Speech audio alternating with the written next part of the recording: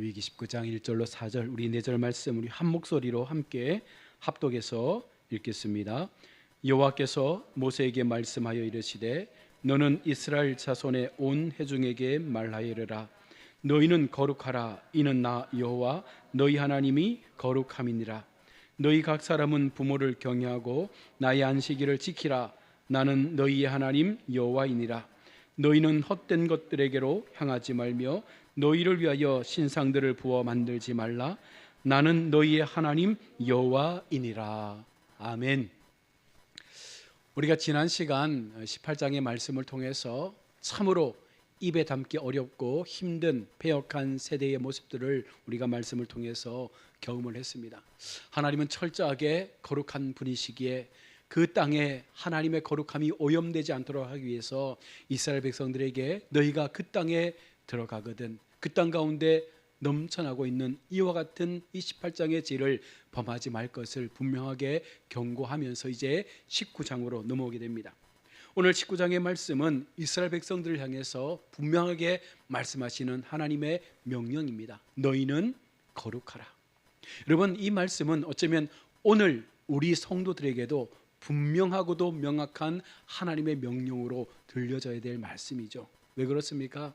우리는 하나님의 자녀이고 하나님을 향한 예배자이고 세상과 구별된 사람들이고 하나님의 기쁨으로 지음받은 사람들이고 하나님 앞에 모든 것을 내어 걸고 그 믿음의 길을 걸어가는 하나님의 자녀들이기 때문에 우리는 철저하게 하나님의 이 거룩하라는 명령 앞에 순종해야 하는 삶을 살아가야 합니다. 여러분, 우리가 거룩해야 되는 이유가 무엇입니까? 오늘 성경은 그 답을 바로 하나님께서 거룩하시기 때문에 우리도 거룩해야 된다라고 그냥 너무나 단순하지만 명료하게 말씀을 주고 있습니다. 자, 그러면 왜 이렇게 하나님께서 내가 거룩하니 너희도 거룩하라라고 말씀을 하십니까? 여러분, 이것은 우리와 하나님과의 관계를 말씀하는 거예요. 하나님과 우리 사이는 불가분의 관계, 결코 떨어뜨릴 수 없는 관계임을 누가 인정하는 거예요? 하나님께서 인정하시는 거예요. 우리를 하나님께서 불러주시는 그 순간부터, 하나님의 백성이 된 그 순간부터 하나님은 결코 우리를 향해서 내가 너희를 떠나지도 버리지도 않겠다라고 약속하면서 너는 내 것이라, 너는 나의 자녀라라고 이렇게 인을 쳐 주신 것입니다. 그러니 우리는 하나님과 더불어 사는 존재가 오늘 그리스도인이라고 말할 수 있는 거죠. 그러면 여러분, 이 말씀 속에서 우리는 얼마나 자부심과 이 당당함을 느낄 수 있겠습니까? 내 아버지가 하나님이신 거예요. 내 보호자가 하나님이신 거예요. 나를 주장하시고 나의 걸음을 지켜가시는 그 이가 바로 하나님이심을 우리가 말하는 것이 아니라 하나님께서 우리를 향해서 그렇게 말씀을 하고 있다는 것은 결국은 하나님께서 우리의 삶의 보증이 되어주심을 인정하시면서 내가 끝까지 너와 함께 하심을 약속하고 있는 것입니다. 자, 그런데 여러분, 우리가 그래서 거룩해야 함을 알고 있는데 우리 많은 믿음의 성도들, 특별히 하나님을 알지 못하는 사람들이 오해하는 부분들이 있습니다. 그게 뭐냐면 하나님과 나와의 관계를 어떻게 정의하고 있는가, 이 부분들이 명확하지 않는 거예요. 단순히 조물주와 피조물의 관계로만 생각해버리면 단순하게 그냥 하나님은 하나님 존재로 있는 것이고 나는 나 존재로 그냥 세상 가운데 있는 거예요. 이 관계는 아무런 영향을 주지 못하는 그런 관계로 남게 됩니다. 고작해야 창조주와 피조물의 관계, 언제든지 이 언약을 깰 수 있는 관계, 일방적인 슈퍼갑, 하나님이시니까, 조물주시니까 마음대로 할 수 있는 그런 하나님이시지, 그러니 나는 그분 앞에서 아무것도 아니야, 그러니 나는 하나님과 아무런 상관이 없어, 이렇게 우리가 믿는다면 우리가 주님 앞에 나아갈 수 있는 믿음이 생기지가 않는 거예요. 철저히 하나님은요, 우리를 위해서 이 땅에 오셨고 우리를 위해서 이 땅 가운데 하나님의 참 사랑을 보여주신 것입니다. 이스라엘 백성들이나 주변 이방인들은요, 그렇게 하나님을 오해했습니다. 하나님의 강력한 주권과 권능이 드러날 때마다 그때는 잠시 두려워하지만 그러면서 하나님의 권능과 그 창조적인 하나님의 그 권위 앞에 무릎을 꿇긴 하지만 어김없이 하나님이시니까 그렇게 할 수밖에 없었을 거야, 하나님이시니까 그런 힘을 하나님 마음대로 행하신 거야, 그렇게 이야기하니 결국은 나와는 상관없는 하나님이 되어버린 거예요. 세상 사람들에게 하나님을 물으면 하나님의 존재를 다 인정하지 않습니까? 믿진 않지만 아마 어떤 신이 있을 거야, 하늘에 큰 신이 있을 거야. 그렇게 고백을 하는 거예요. 그러나 그들은 그 하나님이 나와는 전혀 상관없는 그저 세상 가운데 존재하는 신으로만 믿으니 여러분 그들 속에 어떤 하나님이 그 삶을 지킬 수 있겠습니까? 여러분 이렇게 생각하는 우리의 삶, 믿지 않는 사람들도 그렇게 생각하지만 믿는 우리도 어쩌면 그 같은 믿음을 가지고 하나님 앞에 나아가면 내가 믿는 하나님은 결국 나에게는요 아무런 도움이 되지 않는 하나님이신 거예요.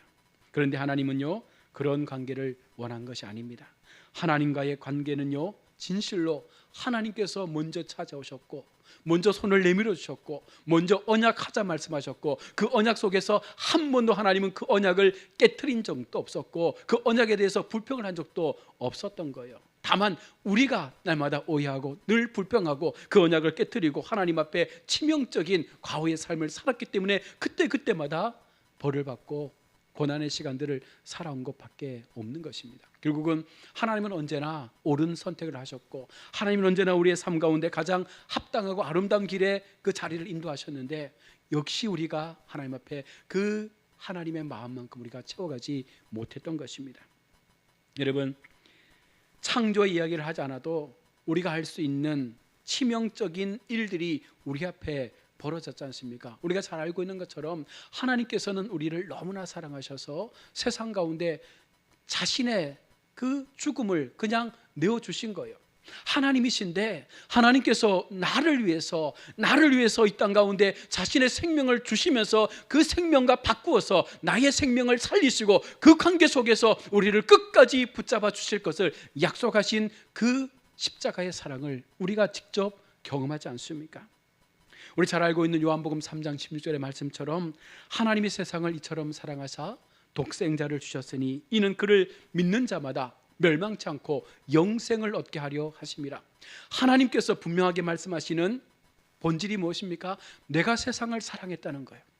내가 먼저 하나님께서 이 세상을 사랑했고 내가 너희를 사랑해서 너희를 그 사랑 가운데 붙잡기를 원하기 때문에 세상에 죽어가는 영혼들을 원하지 않는 거예요. 그래서 내가 세상에 내려가서 내가 너희와 함께 죽겠다는 것입니다. 그 죽음을 통해서 너희가 진실로 하나님의 사랑이 무엇인지를 알도록 해주시겠다는 거예요. 그 깨달음 속에서 너희가 진실로 하나님을 믿을 때 그 관계가 명확하게 세워질 것임을 하나님은 원했던 것입니다. 그만큼 하나님은 우리 가운데 그 사랑이 우리의 마음 가운데 확인되어지고 고백되어지기를 원했는데 여전히 우리 마음은 그 사랑을 알지 못하는 거예요. 십자가로 오신 주님마저도 우리는 부인하고 그 십자가의 죽음 앞에서조차도 우리는 그 주님을 외면한 채 나의 삶을 살아가는 거예요. 구약 성경의 마지막 성경이 무엇입니까? 말라기잖아요. 말라기 사도를 선지자를 끝으로 하나님은 더 이상 인간들에게 계시도 어떤 현상도 보여주지 않았어요. 말라기를 끝으로 해서 다시 한번 마태복음으로 넘어가는 그 중간기가 400년의 시간이었거든요. 이 400년 동안 하나님은 한 번도 선지자를 보내지 않았고 한 번도 하나님의 계시의 말씀을 주시지 않았습니다. 그래서 이때 사람들은 이렇게 얘기했어요. 야, 하나님이 없어도 우리가 잘 살 수 있다. 왜냐하면 이 400년이 문예 부흥기였습니다. 미술과 과학과 여러 가지 많은 음악과 이런 부분들이 너무나 활발하게 부흥되기 시작했고 그러니 모든 나라들이 엄청나게 발전되는 속도를 경험하게 된 것입니다. 그러니 그들 마음에 어떤 마음이 드냐면 봐라, 하나님께서 함께하지 않아도 하나님께서 이 땅 가운데 역사하지 않아도 우리는 그보다 더 잘 살 수 있는 이와 같은 나라를 만들지 않았느냐라고 하면서 그들이 철저하게 세상의 가치를 따라 살아갈 때 하나님께서 400년 동안 어떻게 무엇을 준비하고 있었을까요? 여러분 우리는 그것을 지금 고민해야 되는 거예요. 말라기에서 다시금 세례 요한이 오기까지 그 400년 동안 하나님께서 어떤 고민을 하셨을까요? 만약 여러분들이 하나님이라면 어떤 고민을 하실 것 같으세요? 내가 하나님이라면 말라기 선지자에게 마지막 경고하고 다시 돌아오라 했는데 더 이상 변화의 역사가 보이지 않는 거예요. 아무리 선지자를 보내도 그들이 도무지 나의 말을 듣지 않는 거예요. 계속해서 죄 가운데 나아가고 우상 가운데 마음을 빼앗기고 철저하게 그 영혼들이 피폐해져서 마지막 죽음 앞에서 지옥 백성 되는 모습들을 보면서 하나님께서 400년 동안 하신 일이 무엇이겠습니까? 어떤 일을 하셨을 것 같아요? 여러분 생각에 하나님께서 아마 고민하지 않았을까요? 어떻게 하면 이 백성이 내 사랑을 알 수 있을까? 어떻게 해야 이 사람들이 정말 내가 너희를 사랑한다라는 그 참된 나의 사랑을 믿고 받아줄 수 있을까? 아마 그거를 400년 동안 숙고하고 고민했던 것이 긴 시간 400년이 된 것 같아요. 그래 마지막 400년이 끝난 그 시점에 우리 하나님께서 내린 결론이 무엇입니까? 내가 죽으면 알아줄까?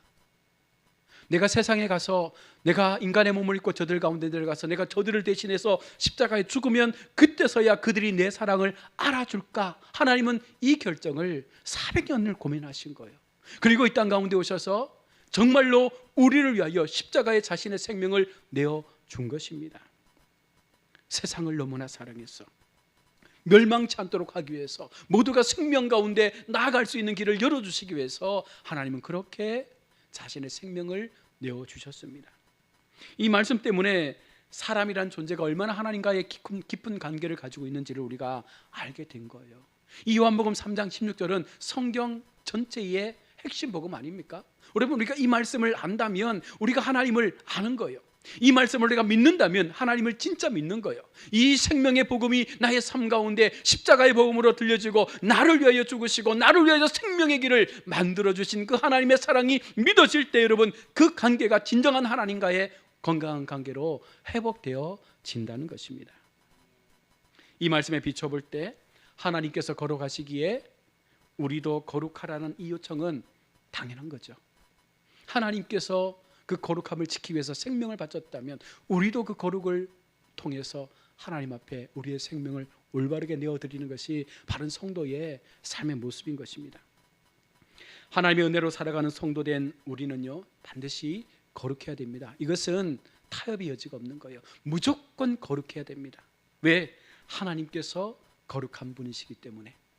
힘들지만 우리는 거룩한 삶을 추구해야 되는 것이죠. 바로 진실로 그렇게 되기를 날마다 기대하면서 고대하면서 하나님 앞에 기도의 삶으로 나아가야 되는 거예요. 신랑이 신부에게 너는 순결해야 돼 라고 말하는 것이 잘못된 거예요? 신부가 신랑에게 당신은 순결하고 거룩한 삶을 살아야 돼 라고 말하는 것이 잘못된 것입니까? 이것은 부부관계에 반드시 지켜져야 될 생명과 같은 언약인 거예요. 이것이 깨어지면, 이 순결이 깨어지면 그 부부는 반드시 깨어질 수밖에 없는 것입니다. 그래서 하나님은 오늘 우리에게 내가 이만큼 너희에게 내 사랑을 보여주지 않았느냐, 내가 너희를 나의 신부로 받아들이고 그 길 가운데 생명의 길을 열어주지 않았느냐, 이제 너희가 나와 같은 거룩함을 가질 때 반드시 나는 너희의 삶을 끝까지 예수가 오시는 그날까지 붙들고 갈 것이다 라고 약속을 하고 있는 것입니다. 하나님께서 거룩하다는 이야기를 꺼낼 때 특별한 이야기로 말씀을 시작하지 않습니다. 원래 이스라엘 백성에게 주셨던 신의 산에 주셨던 그 십계명의 말씀을 가지고 오늘 본문은 시작을 하고 있는 거예요. 십계명을 하나님은 오늘 본문에서 크게 세 덩어리로 요약을 하셨습니다. 첫 번째가 레위기 19장 3절의 말씀처럼 너희 각 사람은 부모를 공경하라. 거룩의 인간적인 근원의 여러분 뿌리가 바로 부모에게서 나온다는 사실을 성경은 말씀하고 있는 것입니다. 그러니까 이 시대가 천박해지는 이유가 무엇 때문일까? 거룩한 부모가 사라졌기 때문인 거예요. 달리 말하면 우리가 자녀들을 향해서 책망하고 자녀들을 향하여 너희는 왜 이렇게 사느냐 말할 때, 너희는 왜 예배 자리에 나오지 않느냐 말할 때 그 원인을 우리가 거슬러 올라가면 우리 부모들이 거룩하지 못했던 거예요. 저와 여러분들이 거룩한 삶을 살지 않고서 오늘 우리 자녀들에게 너희는 거룩한 삶을 살라라고 말하는 것은 너무나 부당한 말씀이죠. 내가 거룩함을 지키고 내가 하나님 앞에 거룩한 삶을 살아냄을 통하여 우리 자녀들에게 그 믿음의 유산을 전수해 갈 때 우리 자녀들은 그 거룩함을 당연히 받아들일 수밖에 없지만, 내가 그렇게 살지 못하면서 내 자녀들에게 너희는 왜 거룩함을 누리지 못하느냐라고 말한다면 그것은 우리는 잘못된 고백을 하고 있는 거예요. 거룩의 회복은요, 부모에게서 나온 것이 당연한 것입니다. 하나님 아버지가 거룩한 것처럼 우리의 영적인 아버지 하나님께서 거룩하셨기 때문에 우리가 그 거룩함을 본받는 것처럼 육의 아버지인 우리가 하나님 앞에 거룩한 삶을 살아갈 때 우리 자녀들이 거룩한 인생의 삶을 사는 거예요. 그러니 우리 자녀의 모든 인생의 문제는 100%가 부모의 문제가 맞다라고 우리가 과언해도 틀린 말이 없는 것입니다. 내 자녀가 잘 되기를 바라신다면 내가 하나님 앞에 믿음으로 바르게 세워져야 되는 거예요. 내 자녀가 하나님 앞에 거룩함으로 세워지기 위해서는 우리가 하나님 앞에 먼저 거룩함으로 세워지게 한 훈련의 자리에 서야 되는 거예요. 저는 이 말씀을 하면서도 제 자신도 부끄럽습니다. 왜냐하면 저희 아이도 제게 바라본 거룩함을 많이 갖지 못하고 있다는 것을 알기 때문에 그런 것입니다. 목사이면서도 아이들에게 이론적 신앙만을 강요하고 그 아이들의 마음 가운데 참 하나님의 사랑처럼 그 아이들을 대하거나 사랑하거나 온전하게 보듬어주지 못했던 저의 과거의 모습들이 생각이 나는 거예요. 지금 우리는 어떤 모습으로, 어떤 부모로 자녀들 앞에 서 있습니까? 우리 자녀들의 부모된 우리의 거룩을 보고 우리 자녀들이 지금 잘 자라가고 있습니까? 자녀들이 부모의 신앙을 통해 그들의 마음속에 하나님을 만나는 경험을 하고 있습니까? 그렇지 못하다면 우리는 이 시간 주님 앞에 먼저 회개하고, 여러분, 자녀들 앞에 나의 삶의 부도덕을, 나의 삶의 부족함을, 나의 삶의 신앙적인 온전하지 못했던 나의 삶을 자녀들 앞에 여러분 용서를 구해야 되는 거예요. 내가 너희 앞에 좋은 부모로, 믿음의 부모로, 기도하는 부모로, 거룩한 부모로 내가 살지 못했음을 인정한다. 지금이라도 부끄럽지만 아버지로서, 어머니로서 나의 신앙을 너희에게 용서를 구한다. 여러분, 이 삶이 우리 속에 있어야 됩니다. 그렇지 않으면 아이들은 더 이상 교회로, 믿음으로 돌아오지 못할 거예요. 결국은 우리가 늘 고백하는 것처럼 부모의 기도에 눈물이 쌓여서 아이들의 삶을 바꿔나가는 것처럼 그 기도의 눈물은요, 우리의 거룩함을 통해서 온전하고도 건강하게 세워질 때 여러분, 그것이 자녀들에게 흘러가는 것이지 그저 하나님 앞에 부르짖는다고 해서 되는 문제는 아닌 것입니다. 철저하게 내 마음을 우리 자녀들에게 나타내고 보여줄 수 있어야 되는 거예요. 내가 아버지로서, 내가 어머니로서 너의 삶에 너무나 지나친 모습을 갖고 있었다면, 내가 또 때론 내 신앙의 어떤 모습들이 너희의 삶 가운데 그릇되게 보여졌다면 여러분, 철저하게 회개하시고 하나님에게도 회개해야 되지만 아이들 앞에서도 우리가 부모의 입장에서 용서를 구하는 삶을 살아가면 여러분, 그 속에서 하나님은 변화의 시작을 만들어 가는 것입니다. 만약 그렇다면 우리는요, 그와 같은 시간들을 통해서 하나님께서 역사하시는 놀라운 가정의 변화를 경험하게 된다는 것이죠. 우리가 부모 역할을 잘하고 있는 것, 우리 마음속에 내가 경험하고 만났던 그 하나님이 온전하게 아이들 모습 가운데 고백되고 비춰져야 되는 것입니다. 내 삶의 모습이 하나님 앞에 내가 받은 은혜를 통하여 그 은혜가 아이들의 삶 가운데 똑같은 은혜로 나누어지고 전달되어질 때 여러분, 그 가정 속에 생명 역사는 확장되는 것입니다. 그러나 그렇지 않다면 우리는 하나님 앞에 나의 부모됨에 충실하지 못함을 여러분 고백하고, 다시 말해서 거룩한 삶으로 모범이 되지 못했던 우리의 신앙의 그 역할들을 우리가 다시 한번 책임지고자 하는 마음을 가지고 하나님 앞에 그 영적인 부분을 다시 한번 다듬어 가야 한다는 것입니다. 우리 성도들은 부모를 공경하고 효를 행하도록 힘써야 하고, 바울은 이것을 가리켜 약속이 있는 첫 계명이라고도 말씀을 했습니다. 부모를 없이 여기거나 공경하지 않는 사람들, 달리 말하면 우리 자녀들이 그렇게 살아가도록 하기 위해서는 내가 먼저 그 모습을 보여줘야 한다는 거예요. 그렇게 믿음의 세대는 흘러가서 아름다운 신앙의 가문이 되어져 가는 것입니다. 유대인들은요, 그들 가운데 아주 이정적인 마음을 가지고 있었습니다. 우리 잘 알고 있는 것처럼 신약의 고르반 사상을 통해서 자신들의 책임을 회피할 때 주님은 그들을 책망했습니다. 성도의 신앙 태도는 하나님을 섬기는 자세, 다시 말하면 사람을 섬기는 것과 하나님을 섬기는 이 이중적인 모습이 같아야 됨을 말씀하고 있는 것입니다. 거기에 대한 성경의 수로 고르반과 장로들의 전통이라고 예수님께서 말씀하시면서 하나님께 드렸기에 사람에게 섬김이 없다라는 이 고르반 사상과 또 사람을 섬겼기 때문에 하나님 앞에 할 것이 없다라고 말하는 이 유대의 전통이 결국은 그들의 신앙을 병들게 한 것입니다. 그래서 하나님은요, 너희가 하나님을 대하는 만큼 너희 부모에게도 잘해야 되고, 너희가 부모에게 대하는 만큼 하나님 앞에 전심으로 그렇게 너희의 믿음의 시간들을 쌓아가서 너희의 삶 자체가 정말 세상과 다른 구별의 모습을 통하여 어떻게 살아가는 것이 바른 신앙의 모습인지를 분명하게 너희의 가정 가운데, 너희의 자녀들 가운데 보여줄 수 있는 이 믿음의 전통을 만들어가는 것이 훨씬 더 옳다라고 성경은 말씀을 하고 있는 것입니다.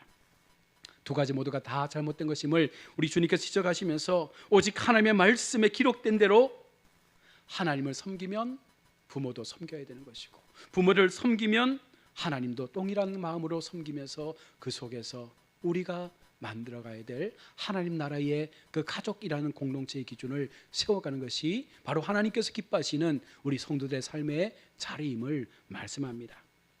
두 번째로 레위기 19장 3절에서 나의 안식일을 지키라, 나는 너희 하나님 여호와이니라 라고 말씀합니다. 두 번째 거룩을 위해서는요, 하나님께서는 안식일을 지킬 것을 말씀하고 있습니다. 이 말씀은 안식일을 단순히 하루를 쉬면서 예배하는 것의 문제가 아니라, 여러분, 안식이라는 이 개념은요, 이 시간의 주인이 누구인지를 명확하게 우리가 고백하고 그 시간의 주인 앞에 이 한날의 시간을 온전히 드릴 수 있는 이 같은 삶이 우리의 예배를 통하여 나타나야 함을 말씀하고 있는 거예요. 자, 다시 말하면 시간의 주인이 누구이며 하나님을 위하여 생명과 동일한 시간에 이것을 드리라는 것입니다. 이 하루를 내 시간이 아니라 하나님의 시간으로 알고 이 생명이 하나님의 것임을 고백하면서 이 한 날만큼은 거룩하게 진정으로 주님을 예배할 수 있는 참 예배의 시간을 살아내는 것이 우리가 거룩을 지켜갈 수 있는 방법이라고 말씀하고 있는 거예요. 나의 시간 곧 나의 생명은 하나님의 것이라는 이 고백이 바로 안식일의 개념입니다. 안식일의 고백의 핵심이 바로 이 시간은 하나님의 것입니다. 이 시간은 하나님 앞에 온전히 올려드릴 수밖에 없는 나의 것이 아닌 하나님의 것입니다라는 이 고백을 가지고 우리가 여러분 주일을 맞이한다면 우리가 어찌 주일을 함부로 범할 수 있겠습니까? 내 시간이 아닌 거예요. 모든 시간이 내 시간이 아니지만 특별히 하나님께서 7일 가운데 6일을 우리를 세상 가운데 살도록 내버려 두셨고 한 날을 정하셔서 내가 너희를 만나고 싶다, 내가 너희와 함께 이 언약의 시간들을 지켜가고 싶다, 그러니 너희는 이 날을 거룩하게 지켜서 나를 향하여 참된 예배의 모습으로 나올 것을 요청했는데, 여러분 우리 마음 가운데, 여러분 저로부터 시작해서 우리 마음 가운데 이 거룩한 안식일을, 이 거룩한 주일을 하나님 앞에 전심으로 지키는 성도가 과연 얼마나 되겠습니까?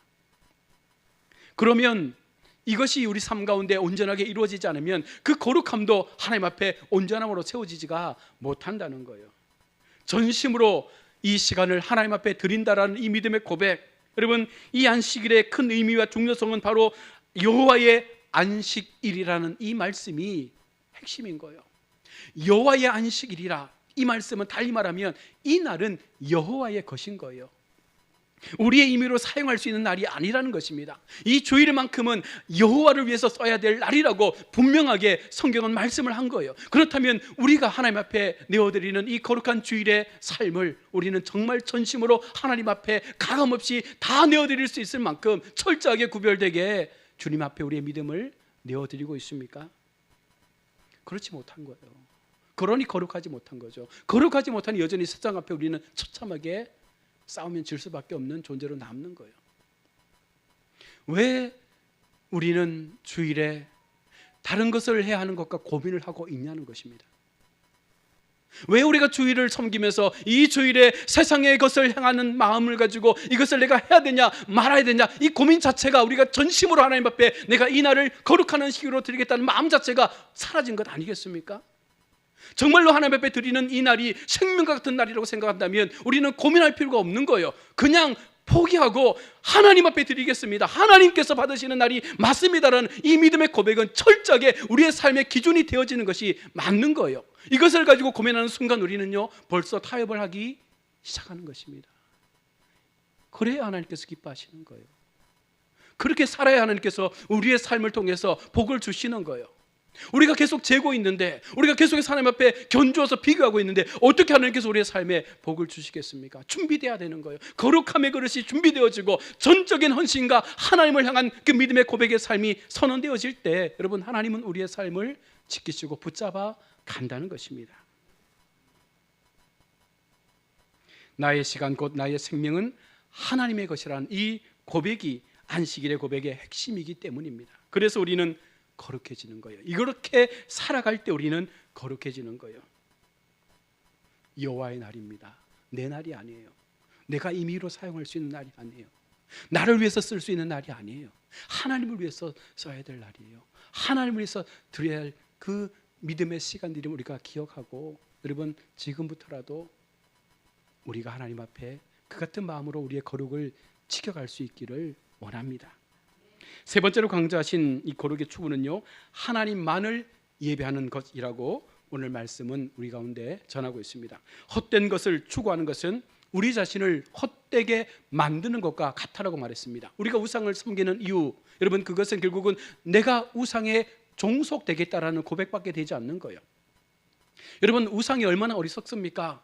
생각하지 못하고 말하지 못하고 그냥 무생물체인 돌과 나무와 쇠에다가 형상을 만들었고 이것이 나의 우상이다라고 고백하는 것은 결국은 그 무가치한 사물 앞에 나의 삶을 종속시키는 거예요. 철저하게 내가 내 스스로 그들에게 종이 되겠다라고 머리 숙이고 엎드리며 나가는 삶이 바로 우상에게 나가는 삶이 되는 것입니다. 거룩한 하나님을 추구함으로써 여러분 우리의 거룩은 더 온전해질 수 있지만 그렇지 못할 때 우리의 거룩은 훼손될 수밖에 없는 것입니다. 그래서 하나님은 참으로 우리 가운데 내가 거룩하니 너희도 거룩하라라고 말씀하시면서 온전함으로 너희가 하나님만을 예배하는 삶의 자리 가운데 세워질 것을 말씀하고 있습니다. 레위기 19장 4절에 너희는 헛된 것들에게로 향하지 말며 너희를 위하여 신상들을 부어 만들지 말라. 나는 너희 하나님 여호와이니라. 우상 숭배는 우리가 성경에서 보지만 하나님께서 제일 미워하시는 죄악 가운데 첫 번째가 바로 우상 숭배의 죄악입니다. 이스라엘이 거듭 하나님 앞에 어려움과 환난의 시간들을 만나는 그 가장 대표적인 이유가 어디에 있었습니까? 우상을 섬겼기 때문에 그런 거예요.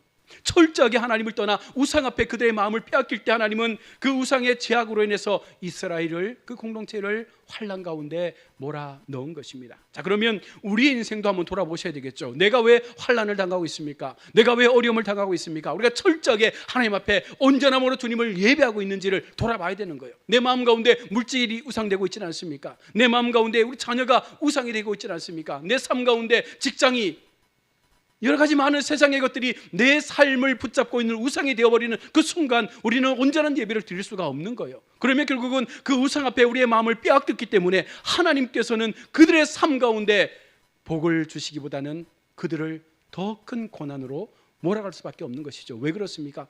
그 우상에서 건져내야 되기 때문에 하나님은 어쩔 수 없이 그렇게 우리의 삶을 몰아간다는 것입니다.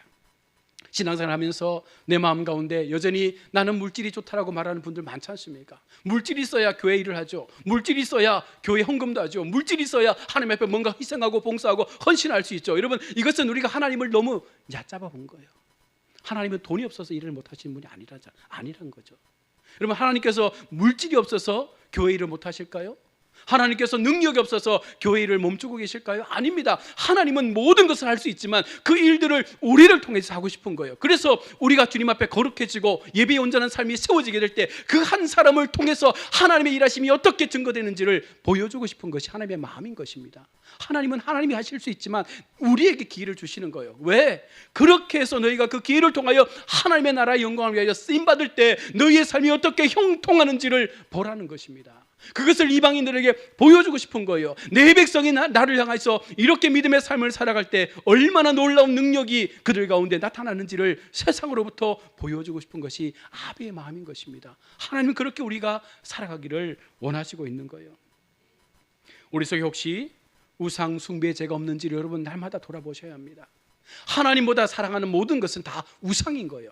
단순히 우리가 불교를 믿고 다른 어떤 이방 종교를 믿는다고 해서 우상이 되는 것이 아니라 하나님을 믿으면서 내 마음 가운데 하나님보다 더 사랑하는 것들이 내 마음을 빼앗는 그 순간 우리는 우상 앞에 절하는 것밖에 되지 않는 것입니다. 그래서 우리는 우리의 신앙과 믿음을 돌아보고 점검해야 하는 거예요.